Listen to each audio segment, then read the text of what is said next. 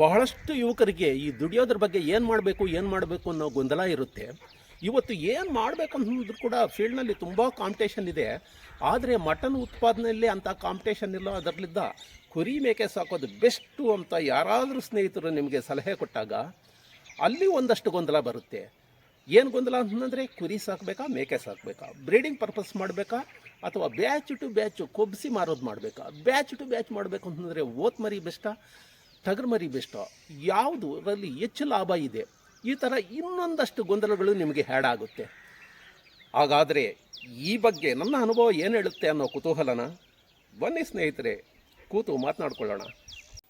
ನಾನು ಈಗಾಗಲೇ ಹಿಂದಿನ ವಿಡಿಯೋದಲ್ಲಿ ಹೇಳ್ದಂಗೆ ಒಂದು 10-12 ಬ್ಯಾಚು ಓತ್ ಮರಿ, ಒಂದು 10-12 ಬ್ಯಾಚು ಟಗರು ಮರಿ ಮೇಯಿಸಿದ್ದೀನಿ. ಆದರೆ ಈಗ ನಾನು ಸೆಟ್ಲಾಗಿರೋದು ಬ್ರೀಡಿಂಗ್ನಲ್ಲಿ, ಅಂದರೆ ಮರಿ ಮಾಡುವಂತಹ ಒಂದು ಪದ್ಧತಿಯಲ್ಲಿ. ಆದ್ದರಿಂದ ನೀವು ಸಹ ಬ್ರೀಡಿಂಗ್ಗೆ ಬನ್ನಿ ಅಂತ ನಾನು ಹೇಳೋದಿಲ್ಲ. ಯಾಕೆ ಅಂತಂದರೆ ಈ ಬ್ರೀಡಿಂಗು ಮರಿ ಉತ್ಪಾದನೆ ಮಾಡೋದು ಬಹಳ, ಆಮೇಲೆ ಲಾಭ ಬರೋದು ಬಹಳ ದೀರ್ಘಕಾಲದ ಪ್ರೋಸೆಸ್ ಇದು. ನೀವು ಸ್ಟಾರ್ಟಿಂಗ್ಗೆ ಅದಕ್ಕೆ ಬರಬೇಡಿ. ನೀವು ಏನಕ್ಕೆ ಹೋಗ್ಬೇಕು ಅಂತಂದರೆ ಬ್ಯಾಚ್ ಟು ಬ್ಯಾಚ್ ತೂಕ ಬರೆಸಿ ಮಾರುವಂತಹ ಅಲ್ಪಾವಧಿ ಪದ್ಧತಿಗೆ ನೀವು ಮೊದಲು ಪಾದಾರ್ಪಣೆ ಮಾಡಬೇಕು. ಅಲ್ಲಿಯ ನೀವು ಅನುಭವ ಆಗಲಿ, ನಿಮ್ಮ ಮುಂದುವರಿಯುವಂತಹ ಸಹನೆ ಆಗಲಿ, ಮೊದಲು ಅಲ್ಲಿ ಪರೀಕ್ಷೆ ಆಗಬೇಕು. ಅಲ್ಲಾದ ಮೇಲೆ ಬೇಕಾದರೆ ಈ ಕಡೆ ಏನು ಬ್ರೀಡಿಂಗ್ ಪರ್ಪಸ್ಗೆ ಬನ್ನಿ. ಹಾಗಾದರೆ ಈಗ ಬ್ಯಾಚ್ ಟು ಬ್ಯಾಚ್ ಮೇಯಿಸ್ಬೇಕು ಅಂತಂದರೆ ಓತ್ ಮರಿ ಬೆಸ್ಟಾ, ಟಗರು ಮರಿ ಬೆಸ್ಟಾ ಅಂತಂದರೆ ನೀವು ಮೊದಲು ಆಯ್ಕೆ ಮಾಡಬೇಕಾಗಿರೋದು ಟಗರು ಮರಿ. ಏಕೆ ಗೊತ್ತಾ? ಈ ಕುರಿಗಳು, ಈ ಟಗರು ಮರಿ ಏನು ನೀವು ತಗೊಳ್ತೀರಾ, ಅವು ಸಹಜವಾಗಿ ಈ ಫೀಲ್ಡ್ನಲ್ಲಿ ಬೆಳೆದಿರ್ತಕ್ಕಂತಹ ಕುರಿಗಳಿಂದ ಬರುವಂಥವು. ಎಷ್ಟು ಸಾಧ್ಯವೋ ಅಷ್ಟು ಸಹಜವಾಗಿ ಬಂದಿರುವಂಥವು ಆಗಬೇಕು. ಈ ಅಮೂಲ್ ಬೇಬಿಗಳ ಥರ ಎಲ್ಲೋ ಫಾರಮ್ನಲ್ಲಿ ಬೆಳೆದಿರೋವಲ್ಲ ಸೂಟಬಲ್ ನಿಮಗೆ. ಮೊದಲು ಮೇಯಿಸುವವರಿಗೆ ಏನಾಗಬೇಕು, ಕುರಿಮರಿಗಳು ತಗೊಳ್ಳಿ. ಈ ಕುರಿಮರಿಗಳ ನೀವು ಆಯ್ಕೆಯಲ್ಲಿ ಏನೇನು ಹುಷಾರು ಮಾಡಬೇಕು ಅಂತಂದರೆ ಬಹಳ ಮುಖ್ಯವಾಗಿ ಮೊದಲನೇದಾಗಿ ಎಂಥ ಮರಿಗಳು ತಗೋಬೇಕು, ಎರಡನೇದಾಗಿ ಯಾವ ಸೀಸನ್ನಲ್ಲಿ ತಗೋಬೇಕು, ಮೂರನೇದಾಗಿ ತಗೊಂಡ ಮೇಲೆ ಔಟ್ಲನ್ನ ಹೇಗೆ ಟ್ರೀಟ್ಮೆಂಟ್ ಕೊಟ್ಟು ರೆಡಿ ಮಾಡಬೇಕು. ಈ ಮೂರು ಬಹಳ ಮುಖ್ಯವಾದ ಅಂಶಗಳು ಟಗರು ಮರಿ ನೀವು ತಗೊಂಬುದರಲ್ಲಿ. ಈಗ ಮೊದಲನೇದಾಗಿ ಎಂಥ ಮರಿ ತಗೋಬೇಕು ಅಂತಂದರೆ 4-5 ತಿಂಗಳ ಮೇಲ್ಪಟ್ಟ ಮರಿಗಳನ್ನ ತಗೊಳ್ಳಿ. ಈ ಕುಡಿಯೋ ಮರಿಗಳನ್ನೇ ತಗೋಬೇಡಿ, ಕುಡಿಯೋಂಥ ಮರಿಗಳನ್ನ ತಗೋಬೇಡಿ. ಸಾಮಾನ್ಯವಾಗಿ ಈ ಕುರಿಗಳು ಏನು ಮಾಡ್ತಾರೆ ಅಂದರೆ ಚೆನ್ನಾಗಿ ಕುಡಿದಿರ್ತವೆ, 2.5 ತಿಂಗಳಿಗೆ ಮಾರಾಕ್ ಬಿಡ್ತಾರೆ, ಮಾರ್ಕೆಟಿಗೆ ಬಂದಿರುತ್ತೆ. ಅಂಥ ಮರಿಗಳನ್ನ ತಗೊಂಡ್ರೆ ನೀವು ಅವು ಹಾಲು ಬಿಟ್ಟ ತಕ್ಷಣ ನಿಮ್ಮ ಹತ್ರ ಡೆವಲಪ್ ಆಗೋದೇ ಇಲ್ಲ. ಅಂಥವು ತಗೊಂಡ್ರಿ ಅಂದರೆ ನೀವು ಕೆಟ್ಟ್ರಿ ಅಂತಂದೇ ಲೆಕ್ಕ. ಏಕೆ ಅಂದರೆ ಈ ಹಾಲು ಕುಡಿಯೋ ಮರಿಗಳಿಗೆ ಹಾಲಿನಲ್ಲೇ ಎಲ್ಲ ಪೋಷಕಾಂಶ ಸಿಗೋದ್ರಲ್ಲಿದ್ದ ಅವು ದಷ್ಟಪುಷ್ಟವಾಗಿರ್ತವೆ. ಆದರೆ ನಿಮ್ಮ ಹತ್ರ ಬಂದು ಹಾಲು ಬಿಡಿಸಿದ ತಕ್ಷಣ ನೀವು ಎಂಥದ್ದೇ ಮೃಷ್ಟಾನ್ನದ ಮೇವು ಕೊಡಿ, ಅವು ಈ ಹಾಲಿನಿಂದ ಏನು ಪೋಷಕಾಂಶ ಸಿಗುತ್ತೋ ಅದು ಲಭ್ಯತೆ ಆಗದೆ ಏನಾಗುತ್ತೆ ಅಂದರೆ ಬಡಕಲಾಗೋಕೆ ಪ್ರಾರಂಭ ಆಗುತ್ತೆ. ಹೇಗೆ ಆಗುತ್ತೆ ಅಂತಂದರೆ ನೀವು ಬೇಕಾದರೆ ಅಂಥ ಮರಿಗಳು ತಂದುಬಿಟ್ಟು 1-1.5 ತಿಂಗಳು 2 ತಿಂಗಳು ನೀವು ಮೇಯಿಸಿದ ಮೇಲೆ ಮಾರ್ಕೆಟ್ಗೆ ತಗೊಂಡೋಗಿ ನೀವು ಏನು ತಗೊಂಡಿರ್ತೀರೋ ಆ ರೇಟ್ಗಿಂತ ಇನ್ನೂ ಕಡಿಮೆನೇ ಹೋಗುತ್ತೆ. ಹೌದು, ಇದು ಸತ್ಯ. ಅಂದರೆ ನೀವು ಆ ಟೈಮೆಲ್ಲ ಈ 1-1.5 ತಿಂಗಳು ಏನು ಮೇಯಿಸಿರ್ತಾರೆ ನೋಡಿ, ಅದರ ಶ್ರಮ ಆಗಲಿ ಅದರ ಬಂಡವಾಳ ಆಗಲಿ ವೇಸ್ಟ್ ಆಯಿತು ಅಂತಂದೇ ಲೆಕ್ಕ. ಅದಕ್ಕೋಸ್ಕರ ನೀವು ಸಾಧ್ಯವಾದಷ್ಟು 4-5 ತಿಂಗಳ ಮರಿಗಳನ್ನ ತಗೊಳ್ಳಿ. ಇವು ಹೇಗೆ ಗೊತ್ತಾಗುತ್ತೆ ಅಂತಂದರೆ ಸಾಮಾನ್ಯವಾಗಿ ಹೇಳ್ತಿರ್ತಾರಲ್ಲ, ಈ ಕುರಿ ಮೇಕೆ ವಯಸ್ಸು ನೋಡಬೇಕು ಅಂತಂದರೆ ಅಲ್ಲೂ ನೋಡಬೇಕು ಅಂತ. ಈ ವರ್ಷದೊಳಗೆ ಇನ್ನೂ ಅಲ್ಲೇ ಮಾಡಿರೋದಿಲ್ಲ, ಹಂಗಾಗಿ ಅಲ್ಲೂ ನೋಡಿದ್ರೆ ನಿಮಗೆ ಏನೂ ಗೊತ್ತಾಗೋದಿಲ್ಲ. ಕೊಂಬು ನೋಡಬೇಕಾಗುತ್ತೆ. ಕೊಂಬು ಒಂದು ಅಷ್ಟುದ್ದ ಬಂದಿದ್ದರೆಕಿನ 3 ತಿಂಗಳು ಬೇಡ ಆಗಿರುತ್ತೆ ಅಂತ. ಸಾಧ್ಯವಾದಷ್ಟು ಸ್ವಲ್ಪ ಹೆಚ್ಚು ಕೊಂಬು ಬಂದಿರುವಂಥವು, ಸ್ವಲ್ಪ ದುಬಾರಿ ಆದರೂ ಪರವಾಗಿಲ್ಲ, ಸ್ವಲ್ಪ ಹೆಚ್ಚು ಕೊಂಬು ಬೆಳೆದಿರ್ತಕ್ಕಂಥವು, ಸ್ವಲ್ಪ ಬಡಕಲೇ ಆಗಲಿ, ಸ್ವಲ್ಪ ರೇಟ್ ಕಡಿಮೆ ಬೀಳುತ್ತೆ ಅಂಥವು ತಗೊಳ್ಳಿ. ಈಗ ನೀವು ಅಂಥವು ಆಯ್ಕೆ ಮಾಡೋದಕ್ಕೆ ಏನು ತಾಪತ್ರಯ ಪಡಬೇಕಾಗಿರೋ ಪ್ರಮೇಯ ಇಲ್ಲ. ಈಗ ನಮ್ಮ ಪಾವಗಡದಂಥ ಸಂತೆಗಳು ಬಂದುಬಿಟ್ರೆ ಸಾವಿರ ಗಟ್ಟಲೆ ಬ್ಯಾಚ್ಗಳು ಬಂದಿರುತ್ತೆ. ಒಂದೊಂದು ಬ್ಯಾಚ್ನಲ್ಲಿ 20, 30, 50, 100, 200 ಈ ಥರ ಇರುತ್ತೆ. ಅದರಲ್ಲಿದ್ದ ನಾನು ಹೇಳ್ತಾ ಇರೋದು ಕುರಿಮರಿ ಅಂತಂದು ಯಾಕೆ ಅಂತಂದರೆ ಯಥೇಚ್ಛವಾಗಿ ಕೂಡ ಸಿಗುತ್ತೆ. ಓಕೆನಾ? ಹಂಗಾದರೆ ನಾನು ಹೇಳಿದ್ದು ಒಂದು ಪಾಯಿಂಟ್ ಏನು, ನೀವು ಎಂಥ ಮರಿಗಳು ಯಾವ ವಯಸ್ಸನ್ನು ತಗೋಬೇಕು ಅಂತ. ಇನ್ನು ಎರಡನೇದಾಗಿ ಸೀಸನ್, ಯಾವ ಸೀಸನ್ನಲ್ಲಿ ತಗೊಂಡ್ರೆ ಬೆಸ್ಟು ಅಂತ. ನೀವು ಮಾರೋವಾಗ 3 ತಿಂಗಳು 4 ತಿಂಗಳು 5 ತಿಂಗಳು ಏನು ಮೇಯಿಸ್ತೀರಾ, ಮಾರೋವಾಗೆ ಹಬ್ಬಗಳು ಬೀಳಬೇಕು. ಹಬ್ಬ ಅಂತಿದ್ದಂಗೆ ಬಕ್ರೀದ್ ಅಂದ್ಬಿಡ್ತಾರೆ. ಬಕ್ರೀದ್ಗೆ ಅಂತಂದು ಈಗೇನಿಲ್ಲ, ಮೊದಲೆಲ್ಲ ಇತ್ತು. ಈಗ ಬಕ್ರೀದ್ಗೆ ಅಂತಂದು ನೀವು ತಗೊಂಡ್ರೆ ಸುಮಾರು ಬಕ್ರೀದ್ಗೆ ಅಂತಂದು ಸಂತೆಗೆ ಹೆಚ್ಚಾಗಿ ಬಂದ್ಬಿಟ್ಟು ಆ ಪೀರಿಯಡ್ನಲ್ಲಿ ಅಂಥ ರೇಟ್ ಏನು ಸಿಗ್ತಾ ಇಲ್ಲ. ಬಕ್ರೀದ್ ಅಂತಂದೇ ಅಲ್ಲ, ಅದ್ರ ಹಿಂದೂ ಮುಂದೆ ಶ್ರಾವಣ ಆದಮೇಲೆ ಬರೋ ಭಾದ್ರಪದ ಈ ಟೈಮ್ನಲ್ಲಿ ಏನಾಗುತ್ತೆ ಅಂತಂದರೆ ಬೇಕಾದಷ್ಟು ಹಬ್ಬಗಳು, ಮಾರಮ್ಮಗಳು ಇವೆಲ್ಲ ಬರೋದ್ರಲ್ಲಿದ್ದ ಆ ಟೈಮ್ಗೆ ನೀವು ಮಾರೋಂಗೆ ಒಂದು ಪ್ಲಾನ್ ಮಾಡ್ಕೊಳ್ಳಿ. ಅಂದರೆ ಅರ್ಥಾತ್ ಏನಂತಂದರೆ ನೀವು ಈ ಯುಗಾದಿ ಟೈಮ್ನಲ್ಲಿ, ಯುಗಾದಿ ಆದಮೇಲೆ ಅಂದರೆ ಬೇಸಿಗೆ ಟೈಮ್ನಲ್ಲಿ, ಈ ಟೈಮ್ನಲ್ಲಿ ಸ್ವಲ್ಪ ಮರಿಗಳು ಹೆಚ್ಚಾಗಿರುತ್ತೆ, ಸ್ವಲ್ಪ ಬಡಕಲ ಮರಿಗಳೇ ಆಗಲಿ, ನೀವು ಆ ಟೈಮ್ನಲ್ಲಿ ತಗೊಂಡ್ಬಿಟ್ಟು 4 ತಿಂಗಳು 3 ತಿಂಗಳು 5 ತಿಂಗಳು ವರ್ಷನೋ ನಿಮ್ಮ ಪ್ಲಾನ್ ಅದು, ಆ ಥರ ಮಾಡಿಕೊಳ್ಳಿ. ಎರಡನೇದು ಸೀಸನ್ ವೈಸು ತಗೋಬೇಕು. ಇನ್ನು ಮೂರನೇದು ಬಂದು ನೀವು ತಗೊಂಡ ಮೇಲೆ ಔಟ್ಲನ್ನ ಒಂದು ವಾರದೊಳಗೆ ನಿಮ್ಮ ಮೇವಿಗೆ ಯಾವ ಥರ ರೆಡಿ ಮಾಡ್ಕೋಬೇಕು ಅನ್ನೋದನ್ನ ಹೇಳ್ತೀನಿ. ನೀವು ತಂದ ದಿವಸನೇ, ಸಂತೆಯಿಂದ ತಂದ ದಿವಸನೇ ಅಟ್ಟಿಗೆ ಮೊದಲು ಬಿಟ್ಕೋಬೇಡಿ.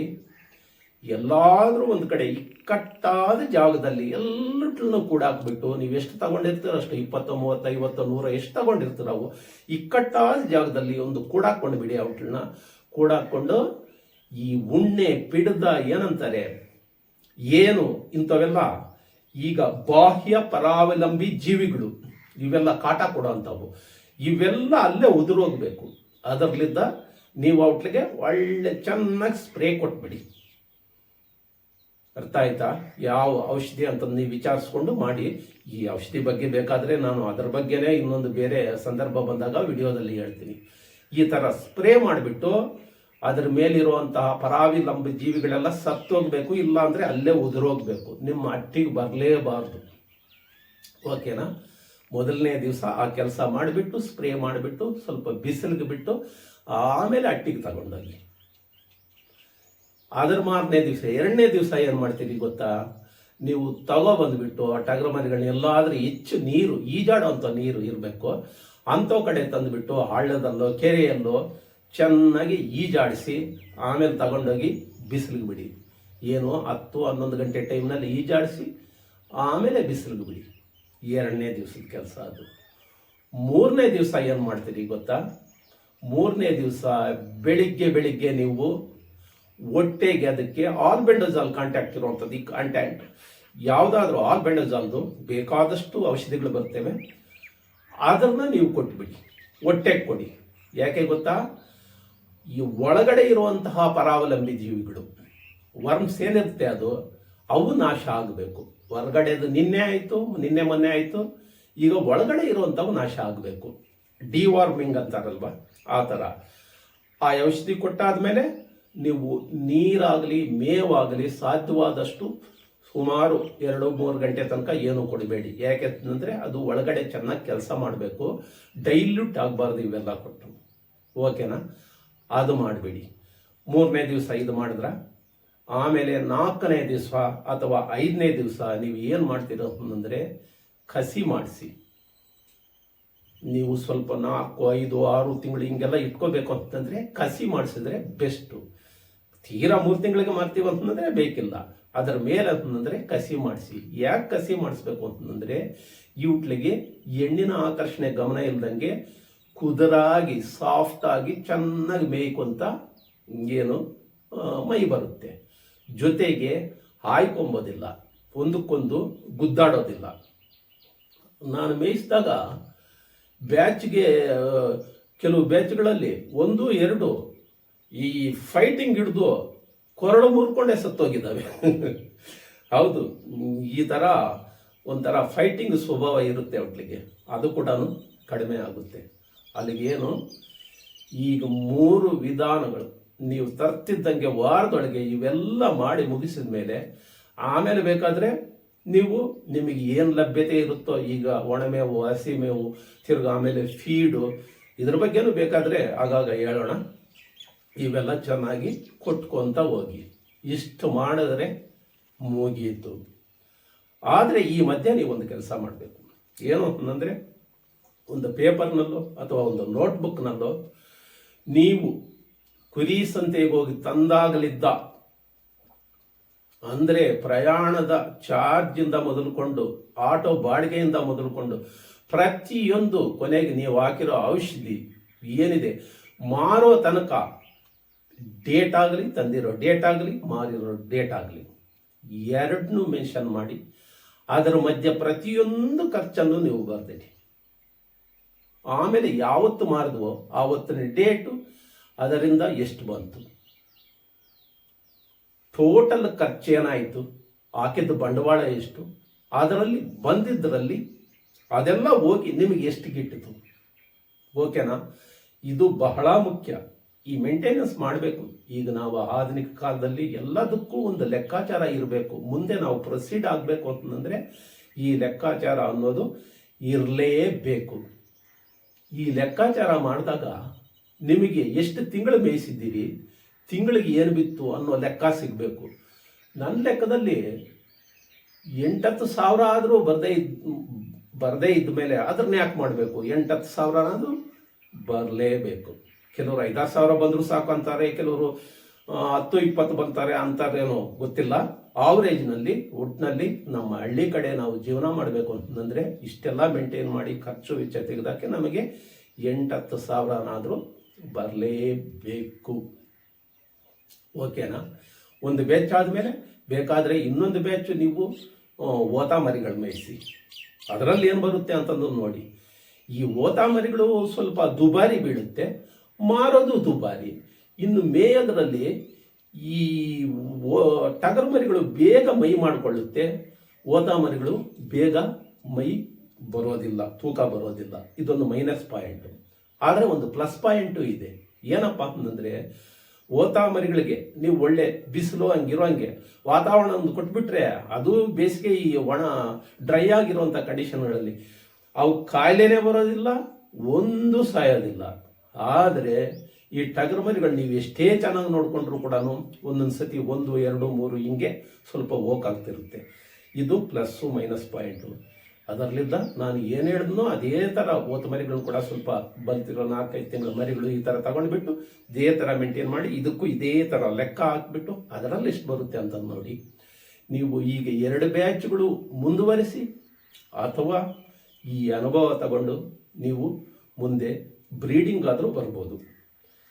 ಬ್ರೀಡಿಂಗ್ ಹೇಗೆ, ಅದರ ಲಾಭ ನಷ್ಟಗಳು ಹೇಗೆ, ಅದರ ಕಷ್ಟ ಸುಖಗಳು ಹೇಗೆ, ಅದರ ಬಗ್ಗೆನೂ ನಾನು ಡೀಟೇಲ್ ಆಗಿ ಮುಂದಿನ ವಿಡಿಯೋದಲ್ಲಿ ಹೇಳ್ತೀನಿ.